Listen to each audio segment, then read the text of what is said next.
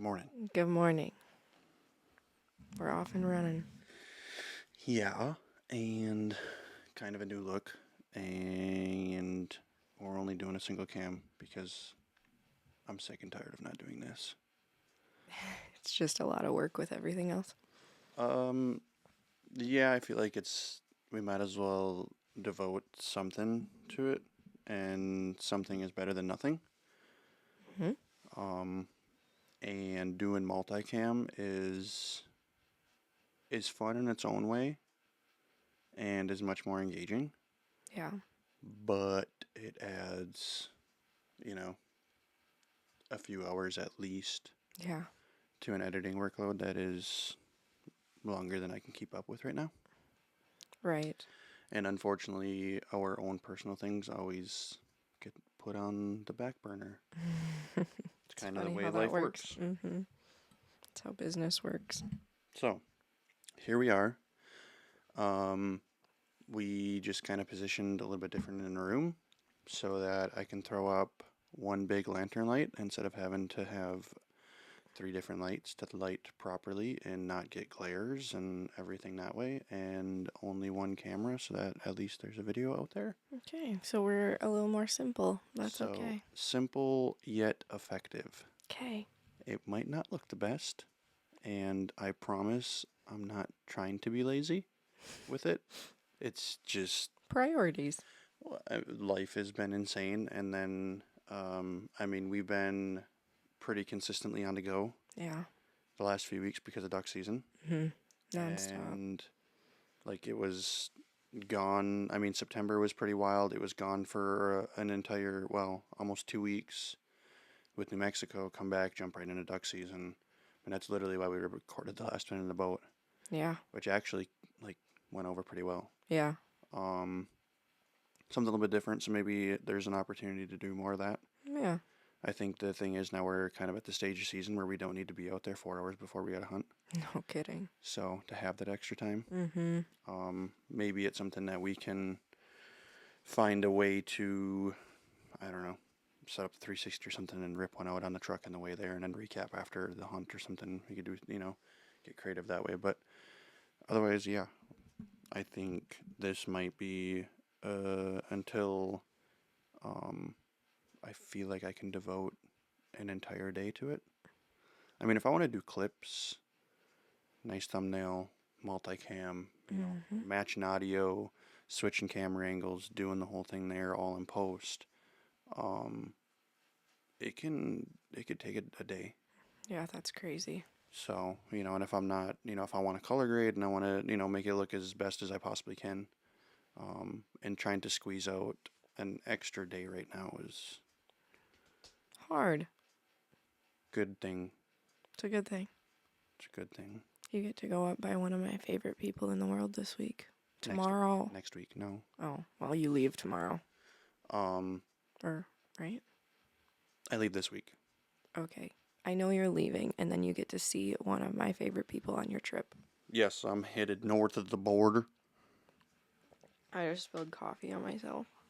That's all right. At least they didn't have, a nice tight angle of you. That sounds just lovely. But yes, I'm hopping on a plane, grabbing my camera gear, and taking off to Saskatchewan for a few days. And then driving across the Providence border there into Alberta to go see Mr. Ben Commodore, which I'm really looking forward to. Jerk. Don't know. Just be happy. I am happy. Support me, please. I am the most supportive.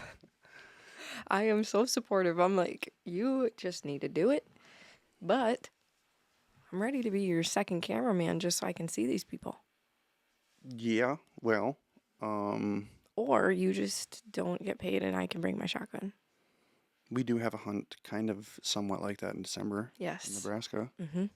So just go shoot some content, bring the guns, kill some birds, kind of in exchange of service. Yeah.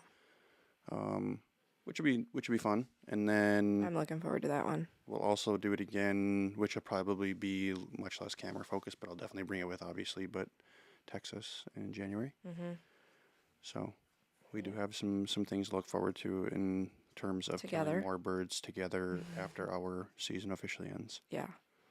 But And we got a pretty fun invite, like mid-November. We have to figure out what that looks like. Willie. oh yeah, hmm That'll be nice. Southern Wisconsin. So I mean, we can definitely do that, and there might be an opportunity there to, if we could sew up a babysitter for a couple days, to We'd have to. bring the boat with, and maybe we can run down, because I've been talking with Jason, and Gar and My family, like in Stefan Madison. and stuff. I mean, that's not far away at all, and Mm-mm. we could run down and maybe hunt some water or something down by them for a couple days. Yeah. I So- mean, if the fields are full, we'll probably stay in them, but Well, I mean, if we're gonna hunt with Willie, for a day or two, I mean, those will be fields, but I don't know. It seems like Jason and them, they really like to hunt the marshes and water and stuff too. I'd love so, to go with them. And that's always, the way seasons go and kind of has been going. We hope it would be better. This always happens. Yeah, you were already getting discouraged this year, and I'm like, I kind of had to remind you of, happens every year. The first couple weeks aren't that great. Yeah, I mean, we were just shy of a limit for opener, and then it's just kind of downhill from there for a little bit until we get a push of birds. And weather for opener, surprisingly really cold. I mean, we had temps in the 30s. We've had temps in the 20s, the last week or so, but it's still so heavily based on everything up north. Yep. And I think the problem we had is we did have a pretty decent early push of birds. Because, I mean, we've put in some fully plumed greenheads on the water already, which typically doesn't happen until, like, Now. moving forward, about a month into season, things start to really move and push. And, It's mid-October at this point. Like, this should be well, getting good. we should be starting to see some new birds, which we've put some time in. We've definitely found some new birds. They're just always in places that are much harder and more difficult to hunt. Yesterday, the wind switched to the north, and I don't know if that's going to stick because we need some of that in our life. Again, it's so weather dependent on what's going on north of us. And talking to Ben and then talking to the guys in Saskatchewan, like, it's been a very abnormal and strange year when it comes to ducks. Yeah. So that I mean, like, our forecast can be good, but when Ben's telling me up in Alberta where he should be absolutely loaded up with ducks right now and he's not, there's a bit of an alarm that triggers of what are they doing? And, like, we kind of had the conversation, are they just becoming that much more resilient that they're staying north as long as they possibly can until, water's completely frozen up and there's no food because it's covered in snow? And, Ben brought up a good point too. A lot of places that are holding a ton of ducks, water never freezes because of all these new, water treatment plants and recycling plants and stuff that are using water. They're just dumping all their wastewater and stuff back into the streams, and it's being, treated and everything again and reused. I mean, there's constant flow of water. Water temps are above freezing pretty much all the time in those places. That there's places up in Canada that are now just holding ducks all year long. Yeah, They right. don't need to move. It's crazy. And yeah, I mean, you have some big major river systems and stuff. I know in Saskatchewan, that's kind of the main body of water. Where we'll be close is just going to be a main river, which seems to be pretty well loaded up with ducks by the sounds of it now. But they finally had some weather, but then they got snow and they lost it in like a day, and it's mid 60s during the day. So it's just, Gotta wait on everybody's weather to change. yeah, and I feel like we generally get a good push of birds with a northwest wind, which would, coordinate with Alberta, Saskatchewan. Yeah. I mean, I just checked like the 5-day forecast, and it is one or light and variable out of the north for the next 2 days, and then after that it switches hard south again. So That'll like, up. yeah, it's not any better here. Yeah, and that's Yeah, Friday 70. Are you kidding me? Saturday 63, 53, 58, 52, what are the lows? 39, 38, 41. Yeah. So we ain't gonna see much Next for a while. Wednesday, 31. Like, these temps are not helping our season at all. We got some rain in there, though. That's good. It doesn't matter. I feel like our water levels, I've noticed, where we hunt, they're not as nice anymore. They're not as high. Those mud flats are starting to show again. I mean, a lot of them are, and I feel like, I don't know, that it's just such a weird bottom. I feel like a lot of that mud almost moves around a little bit, and water levels and stuff that way. But I mean, could we use a little bit of rain? Sure, but I mean, we're not in a dire situation like we have been the last couple of years, so I'm not gonna Yeah, it's complain. much better than what it usually is. But yeah, I mean, we typically look at our weather and you just assume that you knock off 10, 15 more degrees, and that's what Canada's getting. And you would think, things would be tightening up and birds would be moving, but then you make the phone call and that's not at all what it is. Because you gotta, for us, you think they're coming straight over, like Lake Superior or coming through that way, and They're not. they're coming straight north. But I mean, you're, you know, we're not terribly far if you go straight north from like the Manitoba Ontario line, and it's eerily similar. I mean, that kind of terrain is eerily similar to what we have.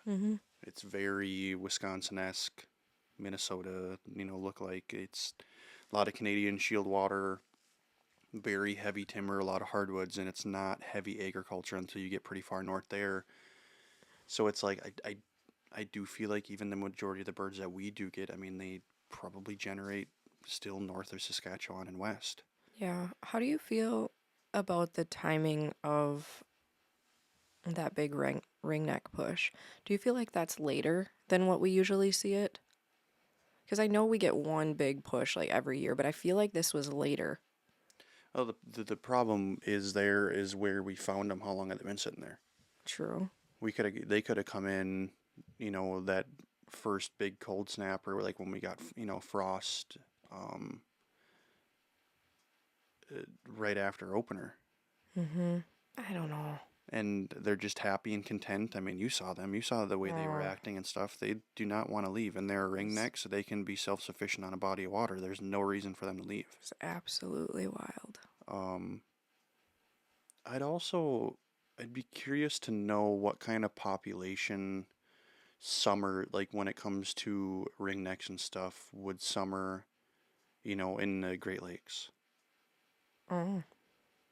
To why it like makes sense as to it seems like our diver activity and the pushes of those are a little bit more frequent than it comes to like our puddle ducks. Yeah, I mean, we shot goldeneye, what was it, the second week in season? It's like usually those are real late birds, but I think they nested here. Yeah, and it's like, well, you got Superior's not too far from us. Right. Depending on the wind, you got Lake Michigan. So it's like some of those divers. I mean, they're not dabbling. They're not dependent on greens and agriculture. No. So you get up along the shores of Superior. I mean, I was up there a couple weeks ago, and I mean there were ducks all over, but I mean they were rafted up, and you could tell that they were divers. So it's even somebody made a comment when we talked to somebody on opener. What was it? Second day at boat landing, they shot some redheads on opener. I know. That So happened to me once when we were hunting with Dad, too. so that's kind of just an interesting thing for me. Like, would it make sense? And I mean, to me, logically, like, of course it does. That there's a good population of divers that just summer and they home range in Superior. And it's just a hop and a skip to get down here. Oh, yeah. Which, when our weather gets cold here, like up on Superior, the wind is blowing, the shores are getting pretty well beat up and stuff. That it's notorious. Another like a 10-degree drop once you're 2 hours north. You get up along the lake. Yeah, if you're by that lake, it's So, completely different. we get some hard frosts here. Well, I mean, to be honest, I had that shoot for Ponzi last week. I was up by Ishpeming, and they had 21 degrees. I left here and it was 30. Yeah, if you have birds up there, you could definitely see why they would push. So, not that like water's tightening up or anything, but I mean, with the right wind and temps dip like that, they're going to be on the move. So I think that uh, to me that would make sense. But I mean, yeah, like you said, typically we get a big push of ringnecks real early in season. Yeah. There's been times in years past, like when we first started getting into it, we would go set up blinds and stuff on Little Rice and just watch them come in days before season even started. Yeah. Thousands of them come dumping in, Mm-hmm. and that's what you shot for opener. That's honestly the majority of our opener has always been ringnecks. So, but what do you do? There's It's not. nothing like the sound of those jets coming over the trees. Yeah, yeah. The way they cut. Such a cool, insane Yeah, the way they cut sound. through the air is Man. pretty cool. It's pretty. You know exactly what the sound is Yeah. and what they are. Mm-hmm. It's literally just like a jet. It is the coolest thing, especially when we saw that many. Yeah, and I mean, I guess what we're talking about is we found. I was I, gonna say, do you want to talk about it? We found. I would say I don't know if it'd be you wouldn't. I mean, I guess you could basically call it like a roost. I guess a feed. I don't know how you consider it with a. Anyways, probably 1,500 to 2,000 ringnecks rafted up on not a not really that big body of water. Mm-mm. But I mean pretty marshy, and there was I don't know maybe a couple hundred puddle ducks mixed in. Mm-hmm. It looked like there was a few teal, flying around out there. There were some mallards, But man, they were um, comfortable. some widgeon, and I mean ducks just want to be where ducks are. So that even though it was nice to see some mallards, but I mean the amount of ringnecks that were there, the amount that they would get up, fly around, and just circle back in, and they were way up above the trees and stuff. Like I think any duck that was flying in the immediate area would probably see that, and it is a really good transition point between many bodies of water that are very huntable. That I feel like if there was a ton of mallards around, there should have been a ton of mallards in there, even if they didn't necessarily want to roost there. Just the constant duck activity Mm-hmm. to know that they're comfortable. It's not a small little spread with a couple spinners going trying to coax you in. I mean, that No. was the real deal, and a Mm-hmm. lot of activity and a lot of birds that like, you know, to only see 100, 200, maybe 200 mallards out there total, when in the grand scheme of things there might have been 3, 4,000 ducks out there. Mm-hmm. You know, it's not really that encouraging that we have a ton of mallards around. No. You know, No, I definitely don't think we got a big mallard push yet. but I mean to be shooting some big green heads. I mean, I shot a half decent ringneck for opener. You know, Yeah. which is sure, but I mean, there were some really nice ones on that. What we saw there, Oh yeah, they were gorgeous. and there's been a good variety of birds. I've seen people locally shooting again this year, a bunch of gadwall, some pintail. Pintail redheads. I mean, we shot some green wings already. Mm-hmm. Um, so I don't know. It's the name of the game, and Well, now is the time that we really have to scout. mhm. Like now is the most important time because they can come in and we got to be ready for them. Like for all we know, our spot could be full right now because we haven't been out there. Well, and I think we need to go back to not saying our spot because Well, we're very consistent with just hunting a few different bodies of water because that seems to have the most just good upside and opportunity. mm-hmm. But we're also getting into the stretch of the season with water levels being up this year that I think scouting other locations again Yeah. is going to be important because that was the problem we've ran into the last couple of years is there's many other places that I know are really good duck hunting and we like to go scout, but the water level's been so hard. It's not even really worth your time Right. because it's not that you can't go hunt it, but if there's one or two other people hunting that body of water, it's like with the waters being so constricted, where do you go and what do you do? Mm-hmm. So I think we have much more We gotta opportunity put to the get around. miles on. Yeah. So hopefully when I get back, we'll have that opportunity. Yeah. We'll see what the weather's like this weekend. It looks like the rain is gone for the weekend, so hopefully I'll drive around and do a little bit of hunting, but who knows? Make sure the motor's in neutral. I'm the one that can laugh about it.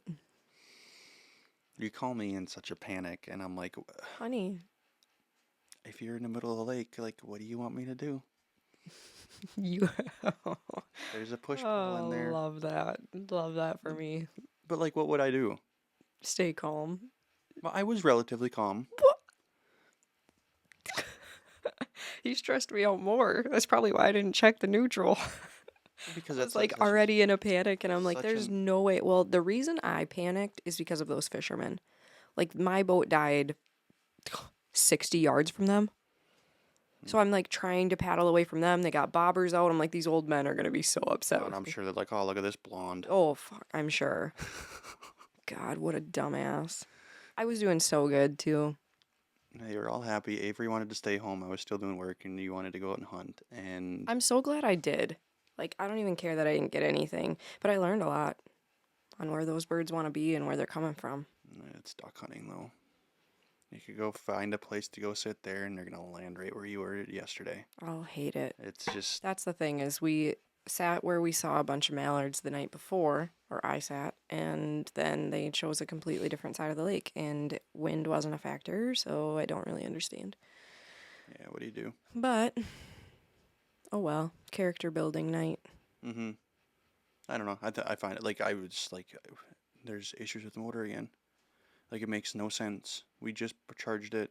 That's what I wasn't like upset or in a bad mood about it. I was just like stressed of like, okay, how can I get out there and help her? Like you just took the kayak and hit it to go hunt a little slough. It's like there's no way I can like I have like I'm not swimming out there. Sorry, honey. I could paddle back No, to I know that, and I'm like, I guess there's the push pull with the paddle on it, and like I guess you'll have to use that and I get paddled yourself. away from the fishermen at least. I mean, I was literally right next to the dock. Like, I didn't even get 20 feet away. You told me you were like 60 yards or something away from it. I would have paddled 6 times and I could have been back at that dock. Oh, jeez, you made it sound like you were in the middle of the lake. No! I was like, I'm right here. No, you didn't. You did not say that. You clearly made it sound like you were out in the middle of the lake. That's why I got panicked. I'm like, well, there's no way I Oh, can get out there no. and help you. I'm like, No, I was really close. Like, they were literally parked where I can throw my bobber from shore. you see, if you would have told me that, I would have put Avery in the car and I I'm would like, thanks. I'm 20 feet from shore and you You- won't come help me. I live a block You- away. you literally 60 yards is not a lot. you literally made a reference of like being out in the middle of the lake. I don't remember any of this. Of course not. It's always my fault. Somehow, some way. But I'm like, You threw me into more of a panic, and then you tell me to put one jumper cable on this battery and this on the other, and all of a sudden I'm going to start a freaking fire in our boat. And I'm like, what are you No. telling me to do? that's not. It's because our battery was charged. That's why it was. They were pushing back and forth basically. Which like when you said that to him, like, okay, well then our battery's obviously charged. But it's like that's what blew my mind is like everything was charged, and we leave a trolling motor battery in the boat. We actually have both of them in there yet, which I should take one out because it's pointless to have both of them. It's a lot of extra weight. Just in case if we do run into problems, keep a pair of jumper cables. Like we could, jump the That's- cranking battery before, and we've had that issue. I've forgotten to charge the boat or charge the battery in the back, and because we run lithium and stuff, it works better. But when they start to lose juice, they just die on you. Mm-hmm. It's not like a slow trickle. No. Well, and we've had so many motor problems that my immediate thought was it's dead because that has happened to us many times. Well, we haven't had a lot of motor problems, and Wow. in the past when that's happened, it's because the batteries died. Oh, for sure. And And the I reason always have being is- anxiety of the boat motor because, like, when we're driving out of our spot, if I hear you, like, let up on the throttle or anything, I'm like, fuck. Like, we are screwed. Like, we are in the middle of the water. Like, so supportive. I know, like, I do that in my head. I don't do that to you. Oh, I keep that to myself. Oh, I can tell. You're Maybe I always just in have this, PTSD from when I got in the kayak and had to drive back to that boat landing and get us gas. Yeah, we've ran out of I have gas. a couple times. PTSD on that. We've ran out of gas that time on the river, and I walked ourselves all the way back. And then, well, not all Then the we way. got smart. And then I'm like, you know what? There's got to be a little extra in the gas can. Pull it out, tip it upside down, feed it towards me. Been in that situation. I mean, those are just anybody who's into duck hunting who does what we do, like that, those things happen. And Again, it's I like should. you always feel like you're prepared until something happens. And then it's like, okay, that happened. So now, yeah, throw an extra gallon and a half gas tank in the boat and have gas with you at all times. And Mhm. even if we're making bigger runs, we go other places and stuff, like I'm probably going to throw a 5 gallon gas can in the Yeah. boat. And, Yeah. like, okay, the batteries died on us before. Um, so let's keep a trolling motor battery in there and a Yeah. pair of jumper cables I and like know. make sure we got oars, worst case scenario, at least a paddle, Oh my gosh. so like, okay, worst case scenario, we can get ourselves to shore and I gotta walk a ways. Yeah. We'll I make it feel work. like I was in such a panic that I didn't think about the basic things. You know what I mean? It still blows my mind that you killed the motor somehow. I don't know. I was turning sharp to avoid those fishermen and it just died on me. It just shut off. I don't. It's almost like You had to, like, I don't know if you bumped. I You was turning sharp. So like I don't know. shouldn't matter. I don't know. That shouldn't matter unless if you had the motor buried down in the water and you No. mashed on the throttle. No, like I said, I wasn't fast at all. I was going super slow, just trying to stay away from the fishermen. Yeah, if you just put it in drive and just turn, I mean, it's just I gonna kind know. of That's idle what around. I did. I felt like So you hit I something. felt like it idled down. I don't know. Like it sounded like I don't know. That's stupid. I'm gonna stop talking. Anyway, make sure if the motor doesn't start, you check that it's in neutral. Okay? Lessons from Brittany. I can laugh about it. I'm fine. No, I know you are. That's not the I made issue. a TikTok. I knew. You're like, I don't know what to tell you. There's nothing I can do. Because I'm like, I fucking know, but can you give me some tips? I gave And you're you like, you can't hit the kill switch. I'm like, I fucking did not. That's how I was acting, though. I'm like, there's It no wouldn't way. even try. And That's what happened I know. that's if the kill switch popped off or Well, it something like. also won't try if it's in drive. Yeah, it would act the same exact way. So you must have Mental checklist. bumped something or like bumped it out of gear, or there's something that happened that you didn't understand or realize in the moment for the motor to kill. Because I mean, it just got a fresh workover and that thing's been running great. There hasn't been any problem. Yes, I know. I shouldn't have called you. I should have just tried to figure it out. But Well, it's not about not calling me. Like I would expect or assume that you would have called me. It's just like everything over the phone. I called you too quick. I should have not called you right away, and I should have tried to figure it out on my own. I knew when you continued on across the lake and went and actually sat that there was nothing wrong, that it was something stupid. Oh, I know. Because I'm like, if you were really worried, you would have put it back in the trailer and you would have come home. Oh, no. Yes, you would have. Oh, I know. I know. Like, I'm saying, oh, no, I knew there was nothing Even wrong. if you had like, to jump when it- I was on the phone with you, I looked at that fucking thing in drive, and I was like, And it's running great. Thanks, love you. Scream a little bit. And what did you tell me? Oh, I don't know. I don't know what happened. It just started up. I needed a moment to process what I did. I'm You lie to funny, me. okay? I didn't lie to you. I needed a moment. Mm-hmm. I needed a moment, and then I Snapchatted you as soon as I was set up. Sure. That was too funny. Oh man. Yeah, I knew, like, because I'm like, you didn't. I was expecting you to show up back at the house. So you didn't pull in the yard, and it's like 20 minutes later, and I'm like, check your location, and you're sitting across the lake, and I'm like, all right. It wasn't as big of a deal as she was So- making it out to be. You know how you mentioned those big logs to me, not where to park, Mhm. where not to park? Those That- are those huge, like, railroad ties. Remember that? So I don't think they're ties. They're not? I think they're still full logs. They're full logs, but they have them, like, spread out every so often. Like, they have it on purpose. Like, I'll it is have to- purposely I'll put have to- there. I don't know if it is or isn't. I guess I never paid attention that They're much, but they're like it has to created do- like a crib. Like there's a bunch of them in a line and then a bunch of them like this. Hmm. It's like they were put there. I remember that from the last time that we went back there and scouted. Yeah, I don't remember. So I went I knew they were back down a there ways. because I think it has to do with the old mill being right on the lake. I know. And years ago. But yeah, when I saw those, I was like, yeah, no shit, you can't get those off your boat or your boat off those. That's crazy. Those are big. Yeah, they're full Huge logs. logs. They're all. But- I mean, they've been in the water for 100 years at this point, at least. I'm sure. When do you think I'm gonna get my pintail back? That's a random left field question. I don't know. You just he'd call you and let you know that he's working on it. I would assume in the spring. I thought he was working on it now. Well, he would definitely communicate with you unless He if knows you. what I want. Oh, okay. Well then He knows everything. Well then you might just get a phone call that it's done. But I would think the spring. This spring. But I dropped it off this spring, right? Or this summer? Yeah. when Willow got her shots, Before June. so In June. so maybe you'd get it back this winter then. We'll see. But yeah, we'll have to. I would like to honestly turn this spot into, because it'd be a little bit easier of a setup, and I could literally just use the one light. I think.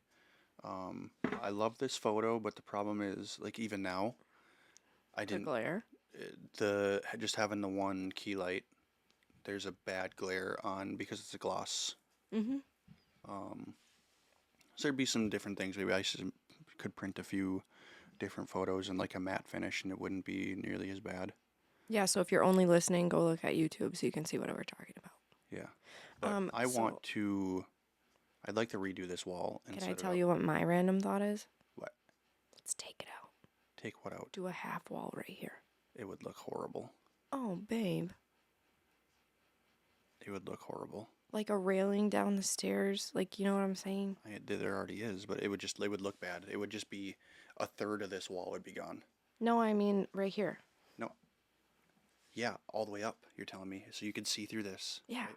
But like a third of the wall would be gone. It wouldn't like be perfectly in the I was middle. just It's trying to think about opening it up. No. Okay, random thought. Change my mind. Got it. Yeah, I mean that's a popular thing in newer homes, but I mean they're framed and set up right and everything. This is very like hand built, old, custom home kind of a deal, and like it's not very plumb to make it like for that to actually look good. Yeah. And then we'd have to redo the paneling or whatever in there too. I mean it's just old like tongue and groove honestly, but it's painted white, which would look weird with this. Oh, yeah, we'd have to redo it all. So, I don't know. We'll see what I decide to do. But I'd like to maybe set this up to make it feel like more of a studio kind of deal, and then it'd just be a simple, quick setup. Mm-hmm. Our entertainment system's nice, but I think that's pretty.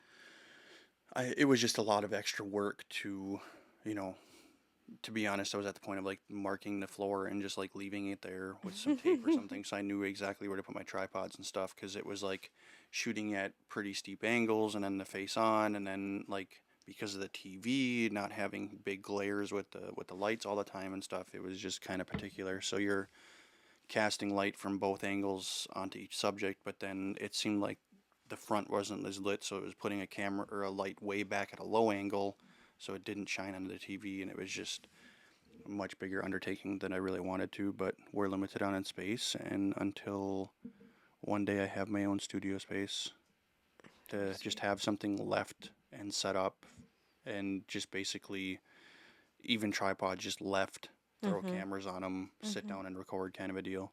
Yeah. But we'll get there one day. Yes, we'll have a whole new home.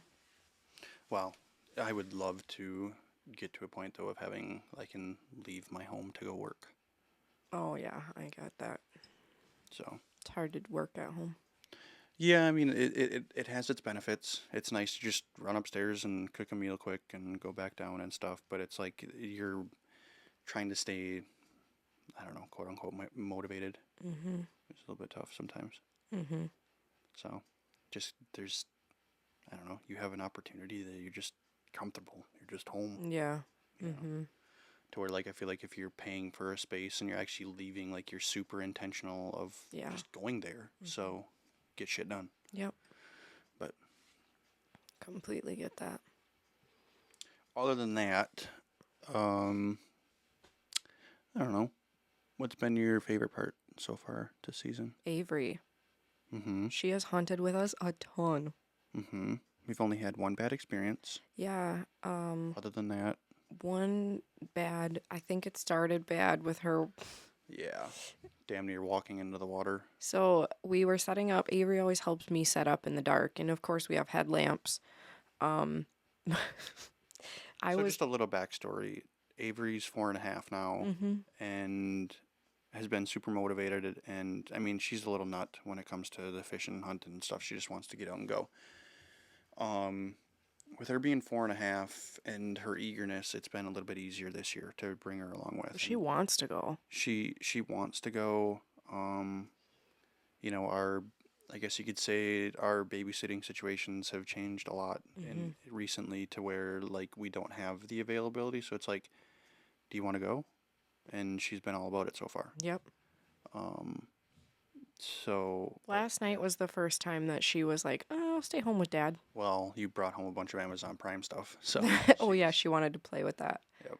Yep, that didn't help her. Um, but there was.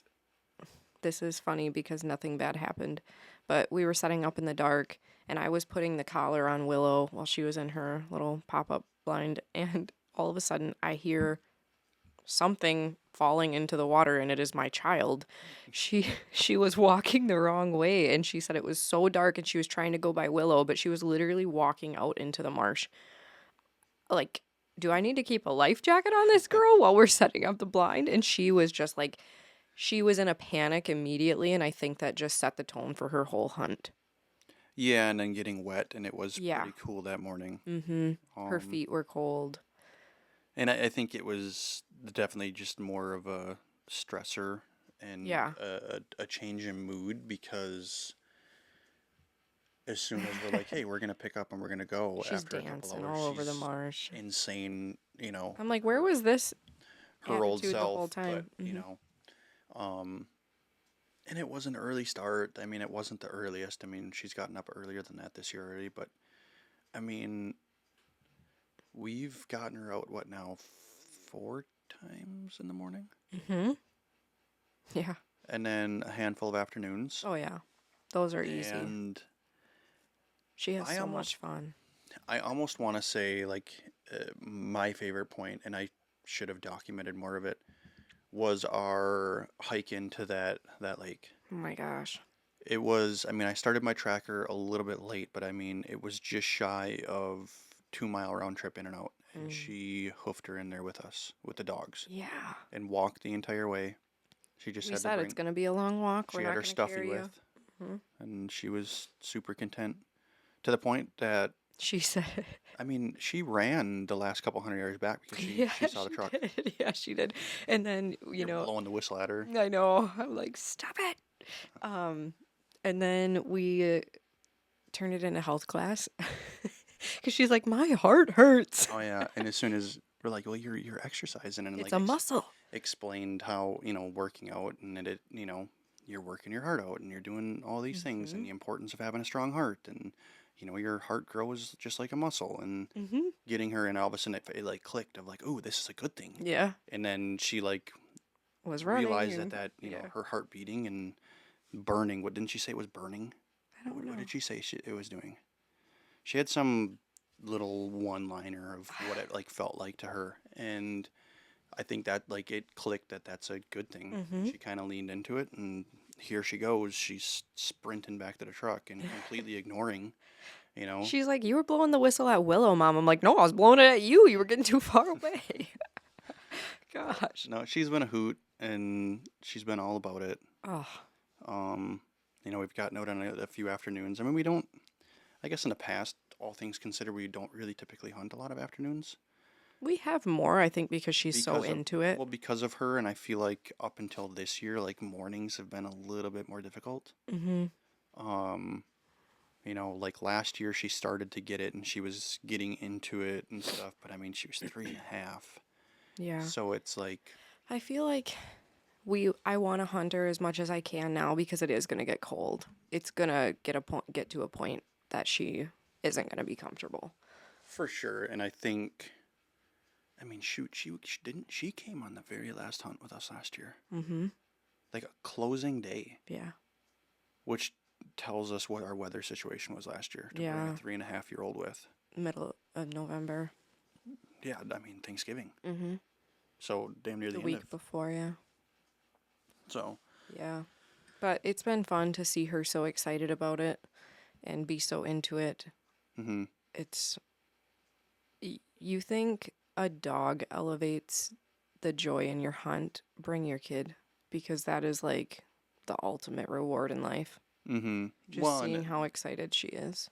especially again, seeing her come alive Oh, like and just fitting, and it's not like we're forcing her. I know. I mean, I'm we're very posing questions. We're asking her what she thinks. What do you want to help with? Would you like to go? Like, we don't have to. And Do you want to help dad set decoys or do you want to help mom with the blind?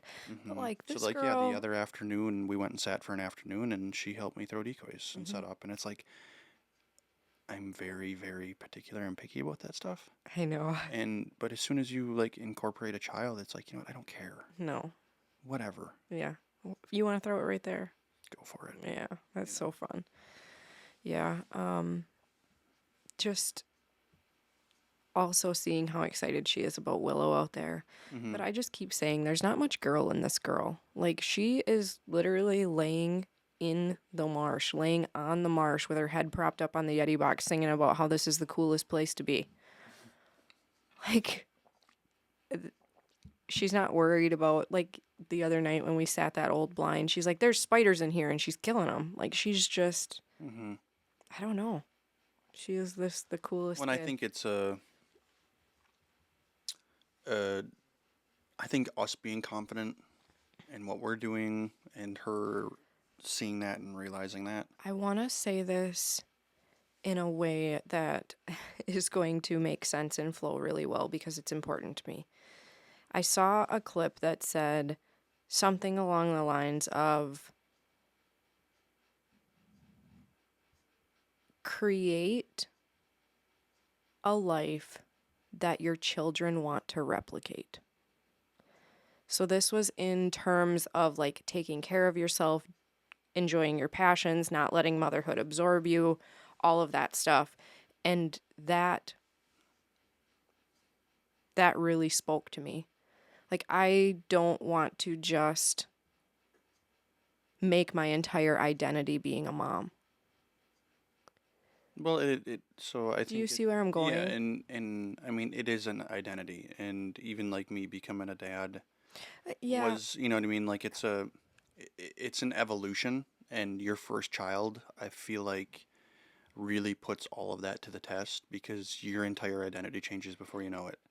And you know, there's a weird period of like just as much as a child maturing into age, like Mhm. there's very much so a part of becoming a mom, becoming a dad, where like there's a period of like maturing into that Sure. person and into that stage of your life because the very early on, and a lot of it again is just like you hinted on, is replicating what you know and the way you were raised and Hmm. what you saw growing up, and because that's what you know. Right. But I want to And create. you know, so like for me, very early on when Avery was born, it was like just like immediately this switch flipped, like subconsciously of I need to provide. I need to I now. need to work more. I'm supporting two people within my home. Like I want Brittany to be the best mom possible and around our child at all times. I don't want anybody else with her. Brittany's the only one raising her, so like I need to figure out what I can do for her to be a stay-at-home mom. Well, that's what you saw. You know what I mean? So it's like That's what you grew up with.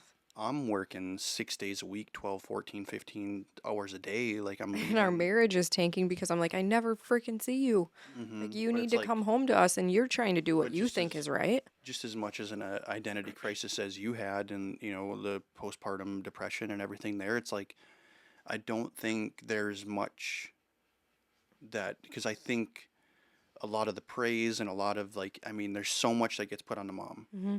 I mean the physical change. I mean you're literally growing another human inside of your body. The whole delivery, like there's all the sympathy goes, and rightfully so, typically goes, you know, to the mother. Like there's no reason for a father to have any, you know what I mean? But Uh, there is a bit of an identity crisis there that, like, I think I almost want to say is underestimated. I agree. It's not really talked about as much I agree. because, you know, there's like, I want you to hold the fort down and take care of my child, and I know this is where you want to be, and like, you know, so in order to do that, like, I need to just hustle and hustle and hustle and work as much as I can and stuff. And you almost subconsciously, it's like, okay. And then when I get back home, like, I'm elated to be home because I have a new child. Mm-hmm. And like, it's really hard for me to leave work, but I feel like if I leave early, I can get home back early. And it's like, so I'm like up on out of the house at 3:30 and trying to Mm-hmm. get as much done. And I'm, stepping away, and I'm not going to the gym and doing all these things. And it's like, little do I know, and it's just like I kind of hinted on, like, it takes time to like mature into that. Yeah. And To figure it we out. for sure obviously went through a fair bit of struggles with it all.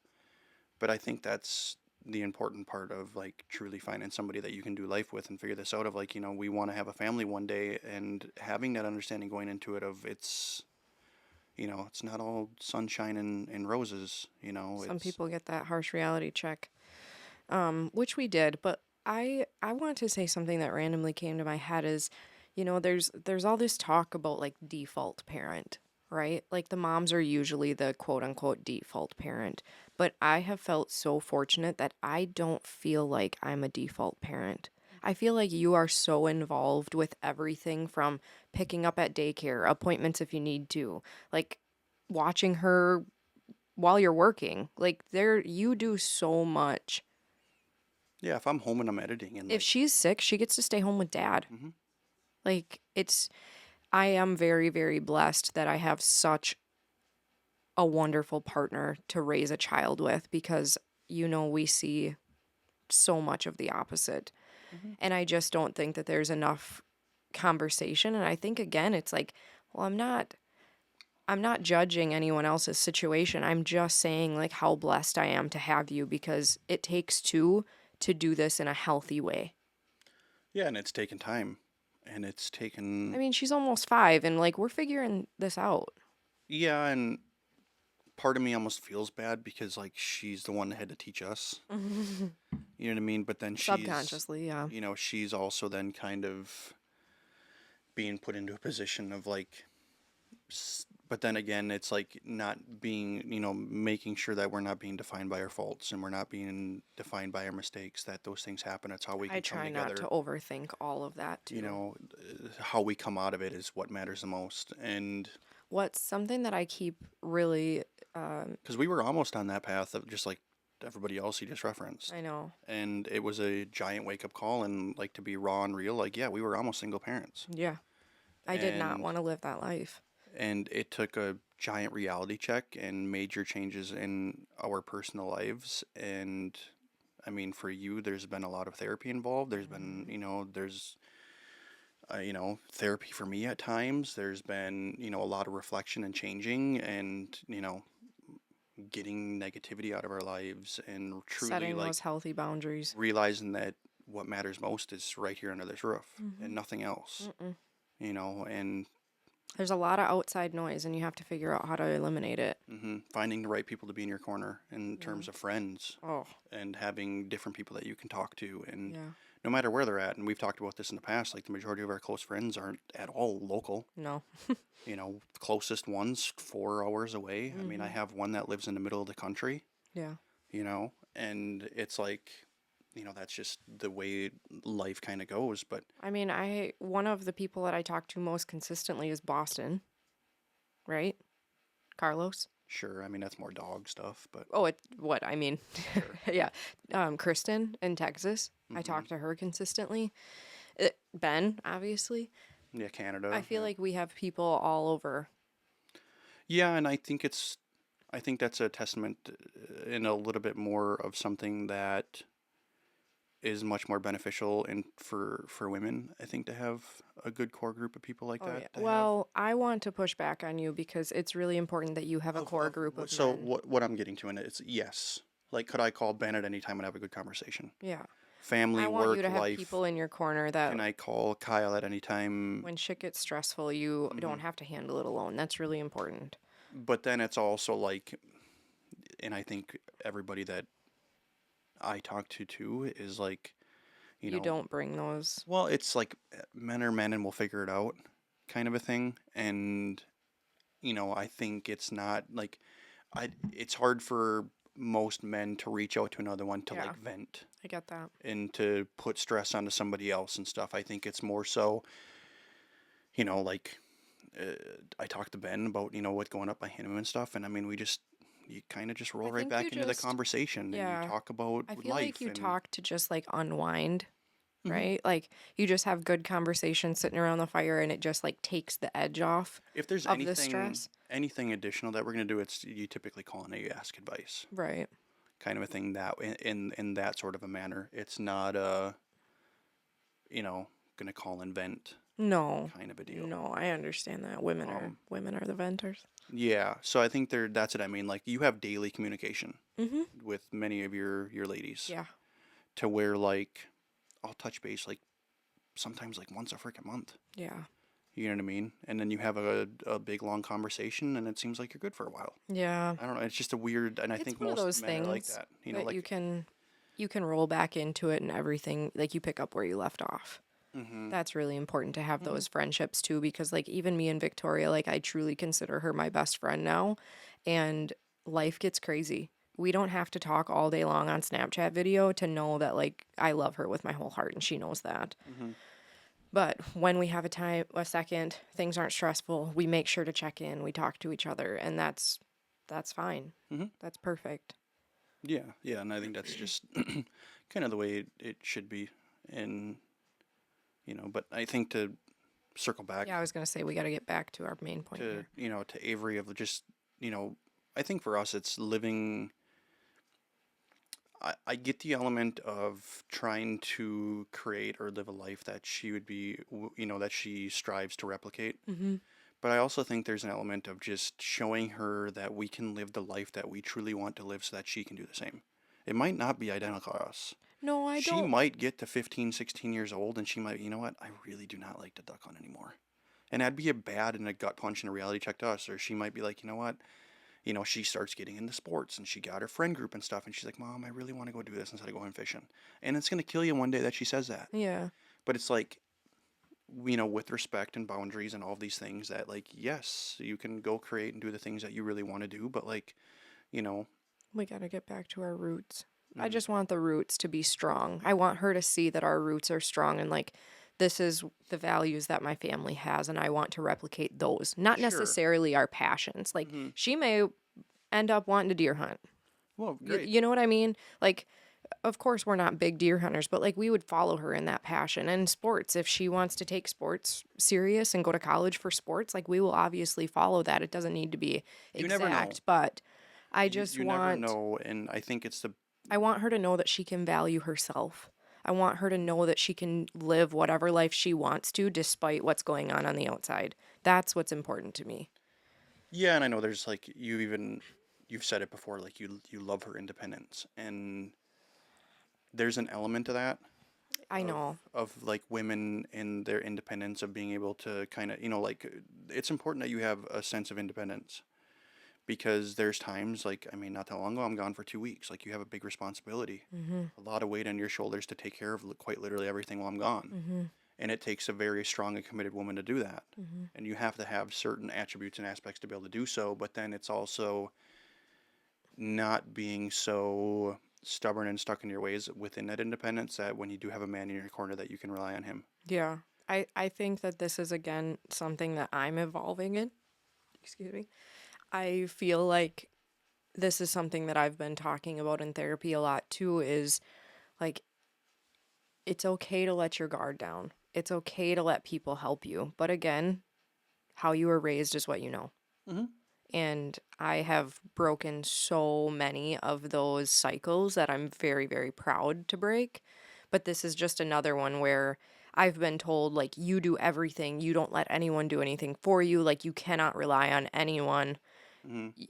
Do not even consider Well, asking I for mean, help. to be really blunt and frank, like, uh, men were almost like demonized.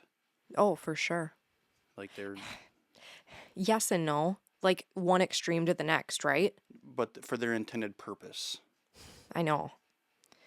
Yeah, that I'm starting to get mad. We're not going to go there, but No, I didn't mean to. But no, it's fine. It's reality. But again, you only know what you were raised in, and I'm working on being proud of my independence, yet being able to let it down and let it go at times. And that is like such a fine line for me because I feel like I am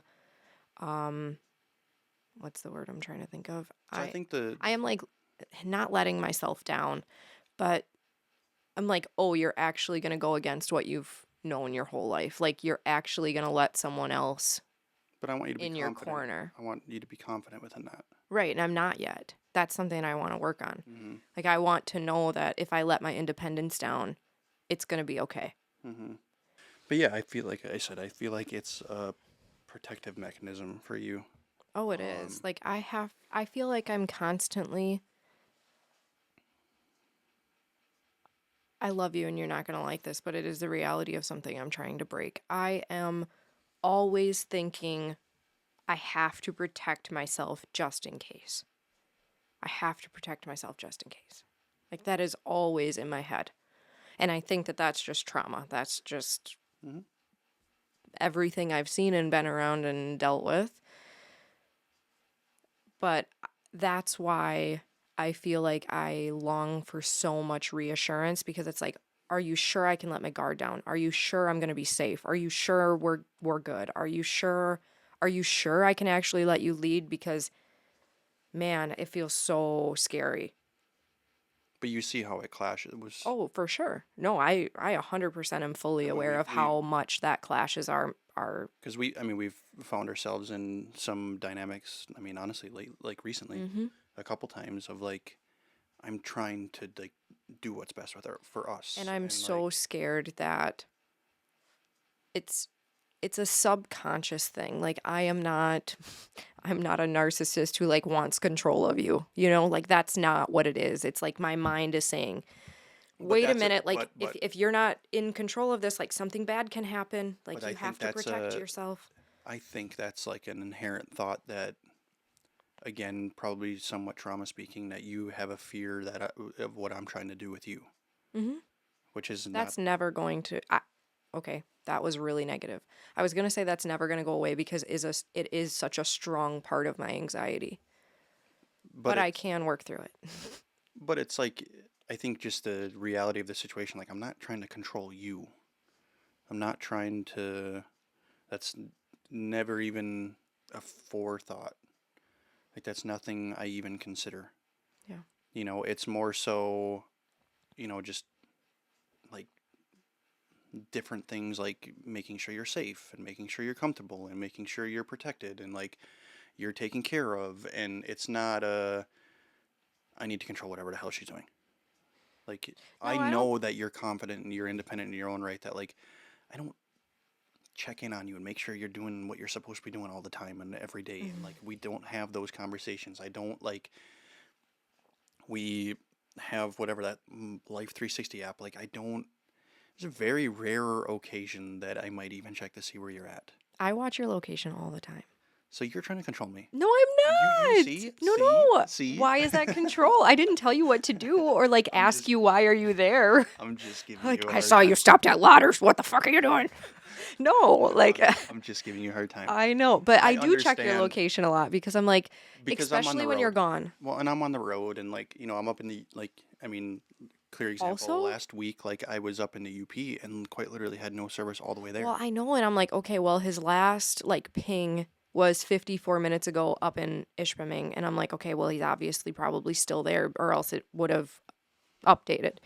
But even like on your drives home, like I get so much anxiety because I know how tired you are. I know how like how much stress you've had, and See, and I'm I just don't. like, okay, he's good. Yep, it still says he's going 50 whatever miles per hour.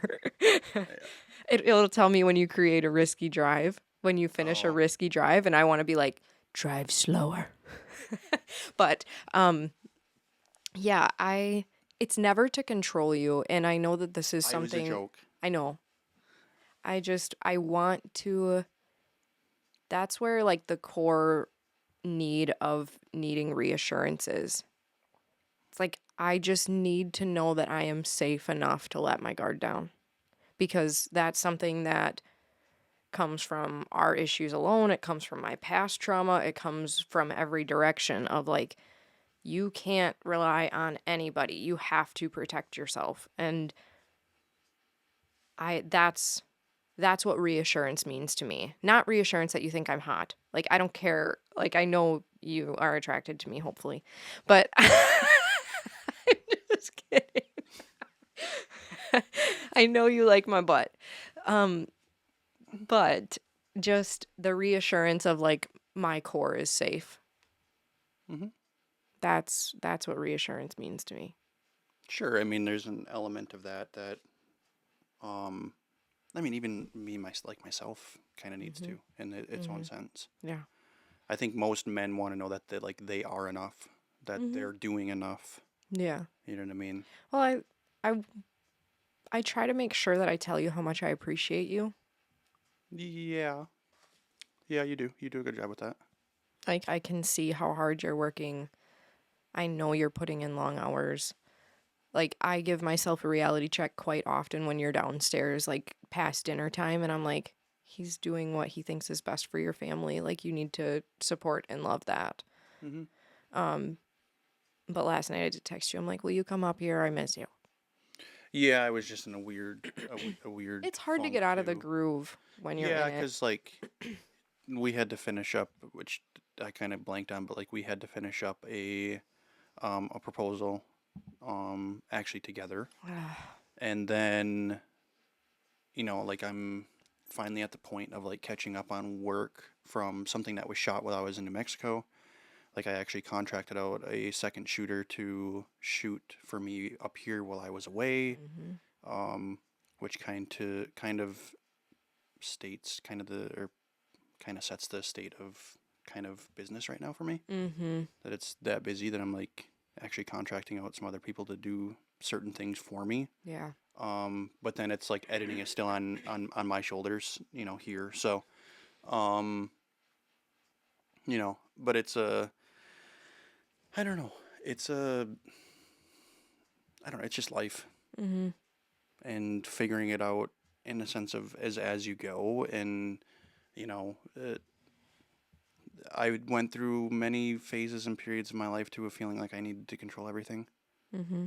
And a lot of it was uh, probably a protective mechanism as well, Yeah. just to protect myself. I And agree. I still feel like I do have some of those tendencies as well. And I mean, you go down all the rabbit holes too of, dating experience to the way you were raised and, Mm-hmm. the environment you grew up in and stuff too. But that's the, that is a benefit and a joy in life if I feel like if you have the right foundation to step into life once you can leave your home.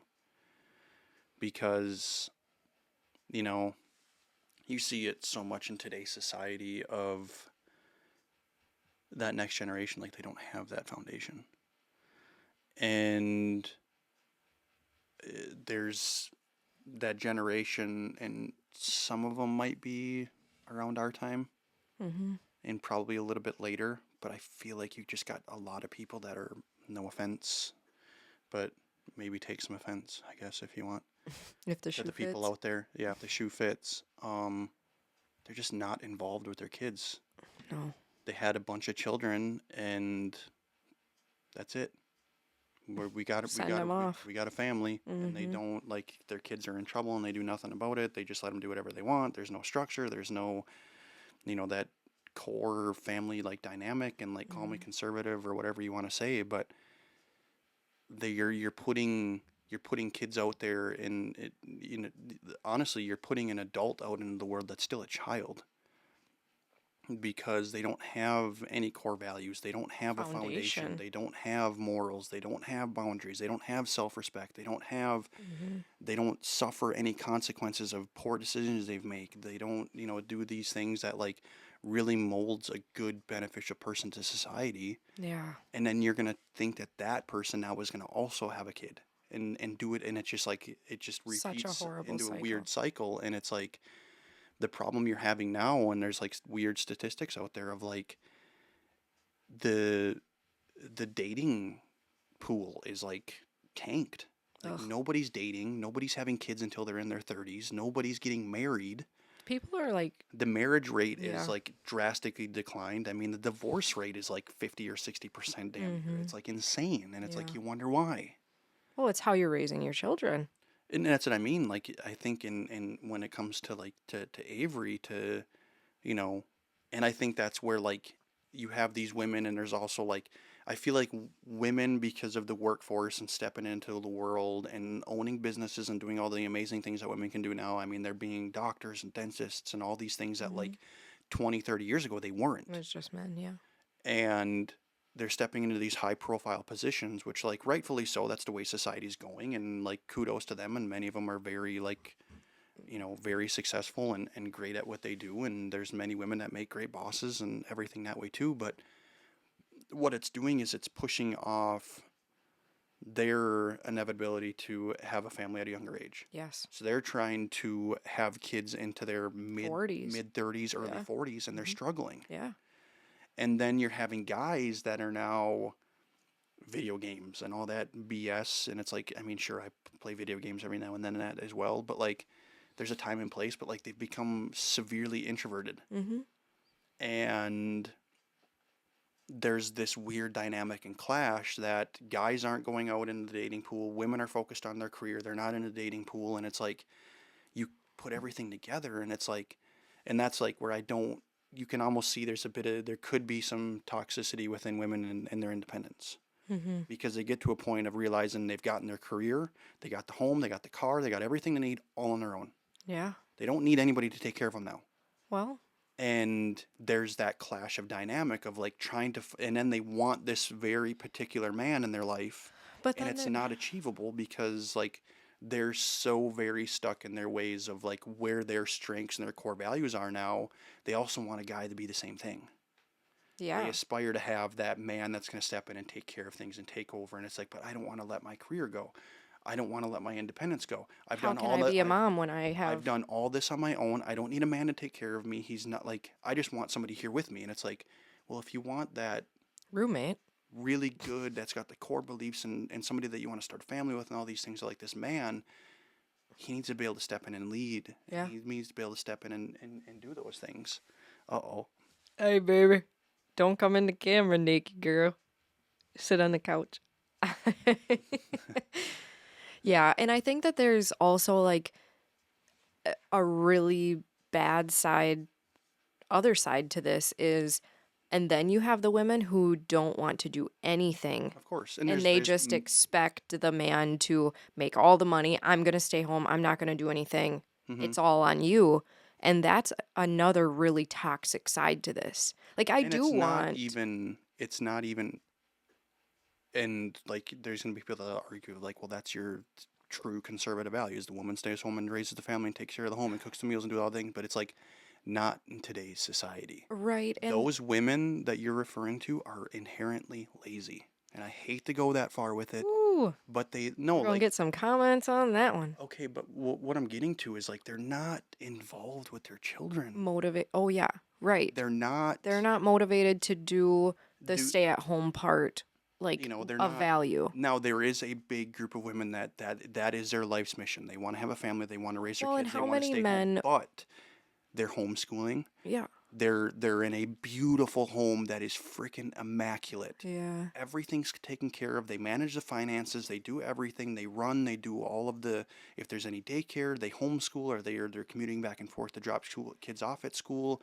The doctor visits. Everything's scheduled. Everything's good. Like very well fine-tuned, run, organized. And you do have that man out there that's, a doctor, CEO, or whatever business owner runs, maybe just grinds a 9 to 5 or works in the union. Or, I mean, that's a very popular thing. Like he works on the road, he's home on the weekends. Like there's that too.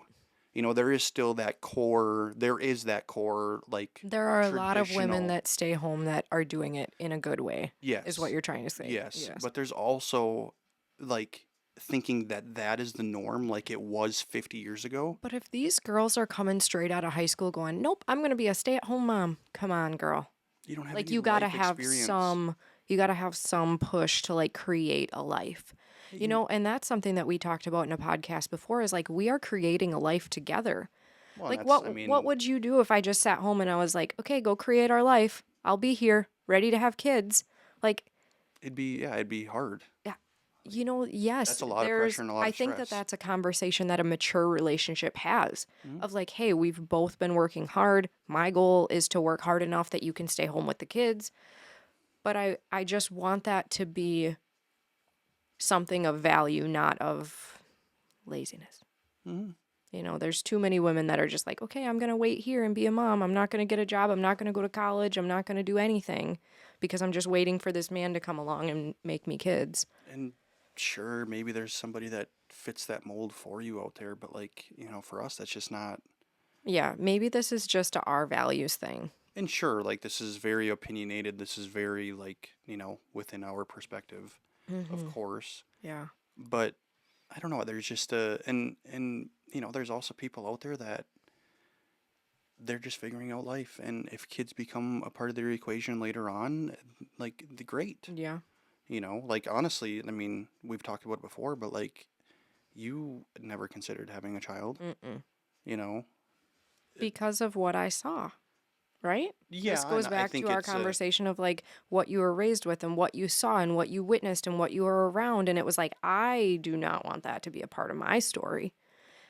but I think subconsciously for you was at the time probably not willing to really see it or admit it, but like living or being raised into a situation that you probably like weren't happy with, and you thought the only and ultimate way for it to never like go any further than you was to just not have any children.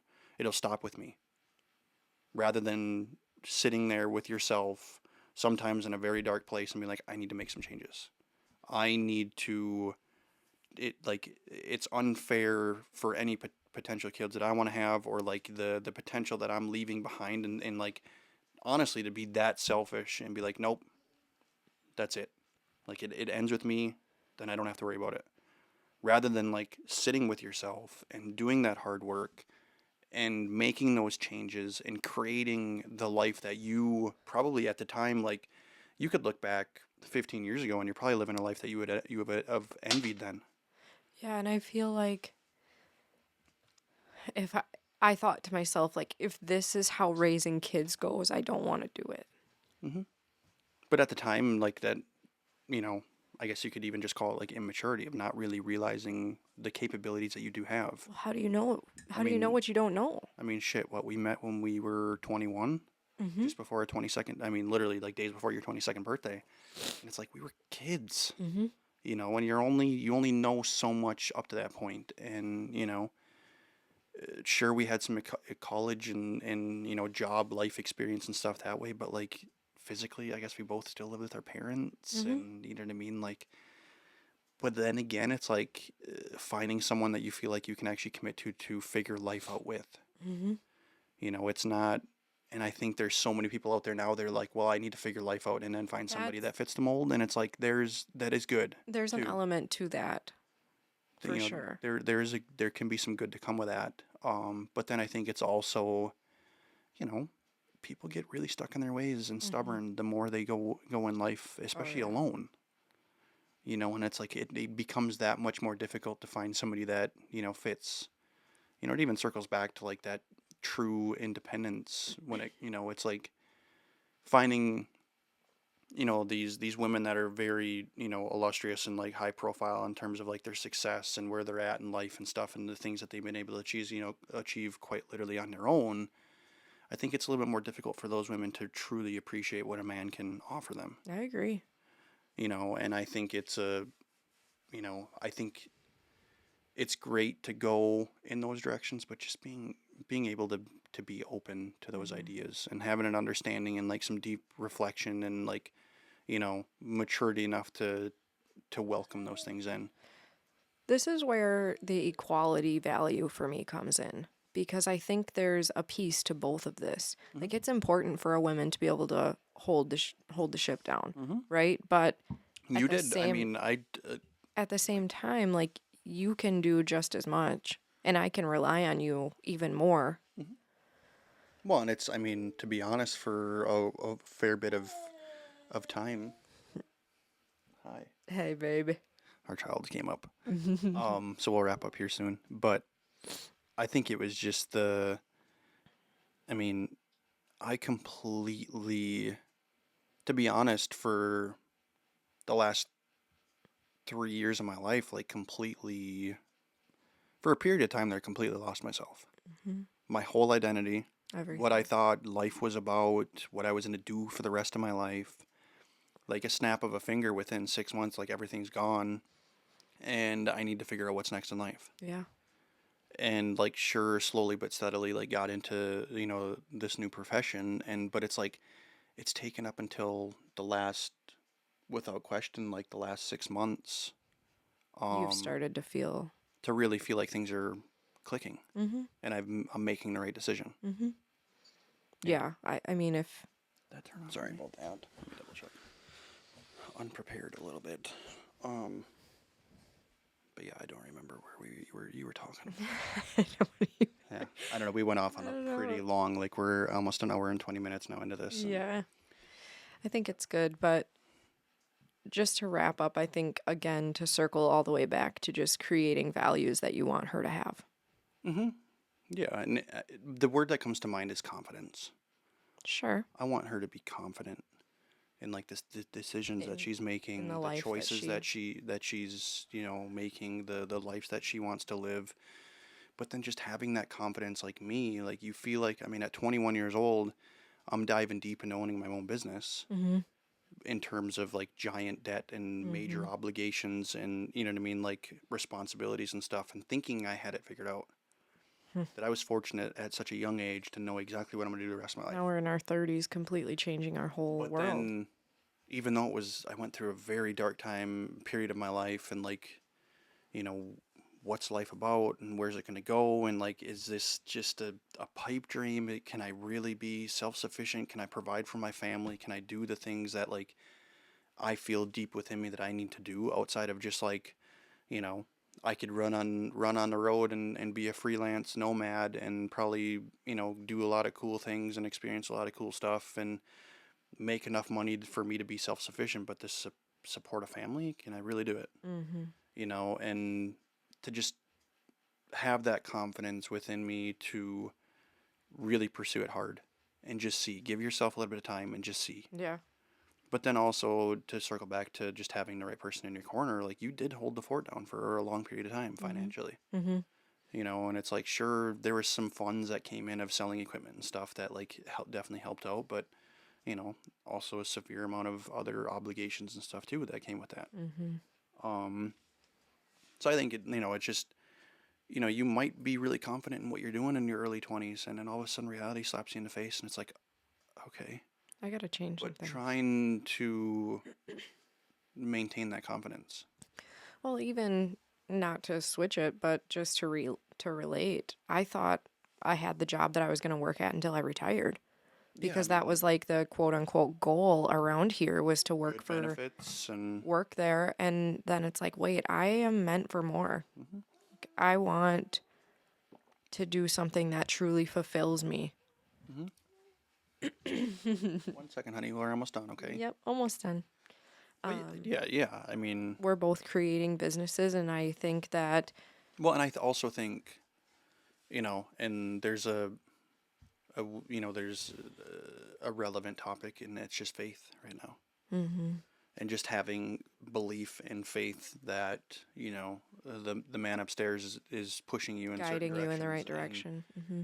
even though certain things don't make sense at the time, and like you sit back and reflect on certain things that have happened within your life, and specifically, even with us and stuff, like why did that have to happen, like what was the purpose? And even though there really doesn't seem to be any, it's like, At this point.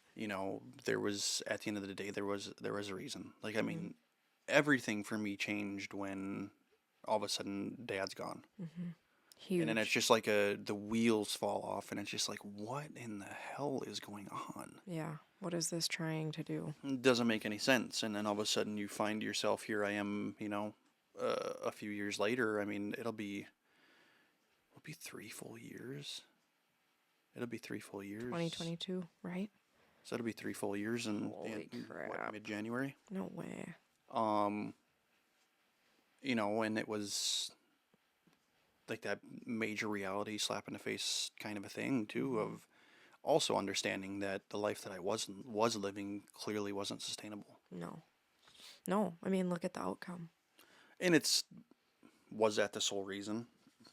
No, but I mean, stress I was think it had a lot to do with it. Also, of course, stress had a giant part of it. Stress, not taking care of yourself, the stress that you were experiencing with, like, I have to bust ass. I can't do anything but work. And that's And the just lifestyle that your seeing- dad lived for 60, however many yeah, years. seeing what that does for doing that for 40 years of your life. Yeah. I mean, anybody that knows a logger, he was your typical logger.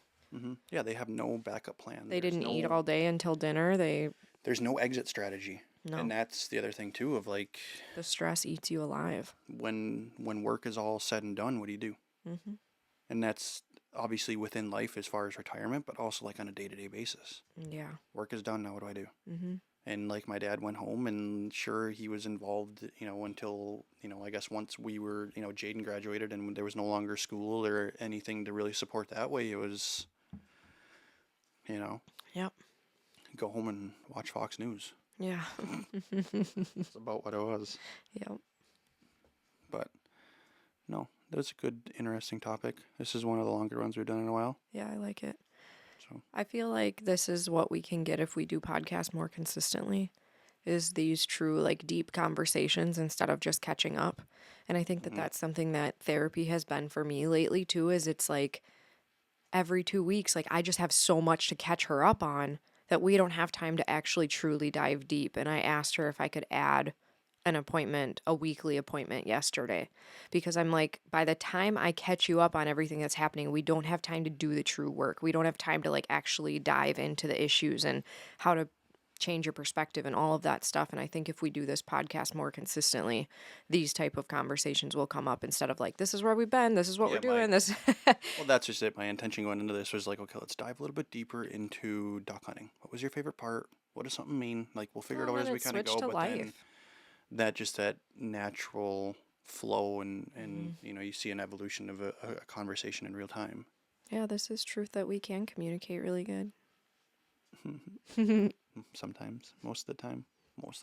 This is proof right here. No, I know that. I'm just giving you a hard time. Okay. But yeah, even if we just do quick and dirty, simple. I mean, I don't know. I wasn't paying attention.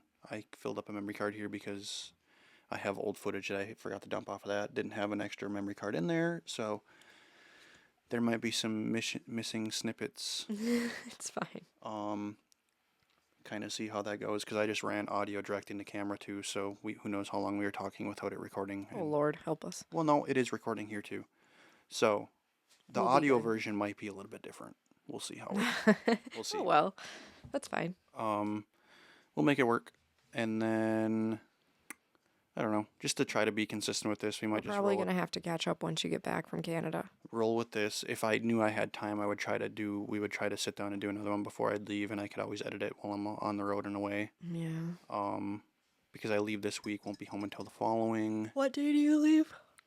Early Friday. Early morning. And I probably won't be back until late Sunday of next week, which then kind of rolls right into, I have a big shoot that weekend. I know. So I'll have to figure that out. I was thinking about maybe trying to incorporate you somehow. If you wanted to. I might be duck hunting. No, I know that. I would love to get out and hunt as well in the mornings. Even if we have to wrap up kind of early, and so I can get there and do that. But I was thinking about maybe if you'd want, or at all, it might be a cool thing. I know you talked to Carly that's like the favorite camp of the year. That maybe it'd be something cool for Avery to come hang around, or I don't know. Yeah, we could hang out with Avery a little bit. But if you wanted to carry a camera on a little bit and shoot some photos or something. So I've been getting some offers that, again, wedding interest. So much. And it's maybe something that I should just include. Yeah. And start doing a little bit of. I think it's just good money. I think some of them can be a good time, and you can meet some pretty cool people and stuff that way too. But the money can be pretty good. And I mean, if a person does one a month even during wedding season, or, mix in a few, I mean, there can be a pretty good influx of money. And kind of see where things go that way. But it would give an opportunity for you to kind of get your feet wet into some photography. Mm-hmm. So. Yeah. All right. Almost an hour and a half. It went fast though. Mm-hmm. I don't feel like we were talking that long. Yeah, it's almost 7:30 now, so Mm-hmm. I have a lot to do. Yep. You have to go soon, probably. Okay. Okay. All That right. means my first one canceled. Mm-hmm. I figured something happened. Otherwise, I would be pushing you to wrap this up. I was gonna say, and another reason why it's more difficult to work at home. Mm-hmm. So, if I had my own place and I was up and out of here, no questions asked by like now 8 o'clock, Mm-hmm. had to check in. You know what I mean? Left work at 4, Yeah. kind of a deal. 4 or 5 o'clock, checking out, going home to be home. Mm-hmm. So it's easy, like you said, to kind of step away and keep myself busy downstairs because I'm home. Yep. So it's hard to separate from work, but then it's also in the mornings hard to get away. Get rolling from me. Yeah. Get away from you guys and get down there and get things going. I know. So figure it out. Yep. It's all part of the journey. I know. But yeah, looking forward to it. Canada for a week. Bunch of duck hunting. Saskatchewan, Alberta. Get to see Mr. Josh Miller too, which is kind of cool. Crossing paths with him. He's going out to buy Ben. So don't shake your head at me. I'm not okay with this. You need to just add into your Well, quotes it plus one. It wasn't planned. I know. okay? I know. I just get jealous. It wasn't planned. You're going to that do a way. lot of cool things in life, and I'm just jealous, okay? New Mexico was kind of cool, but Yeah, also a jerk. shit show. Well, yeah, I'm glad I wasn't on that one. But I would have loved to see it. We'll get out there. It really gave me the itch to want to. We can do that this year at some point in the off season. Go and get some new bows and start shooting again, at least. And it definitely gave me the itch to want to get out west and start to apply for some tags and stuff that way. Yes. So I've been telling myself to start doing some of our own films, self-filming stuff.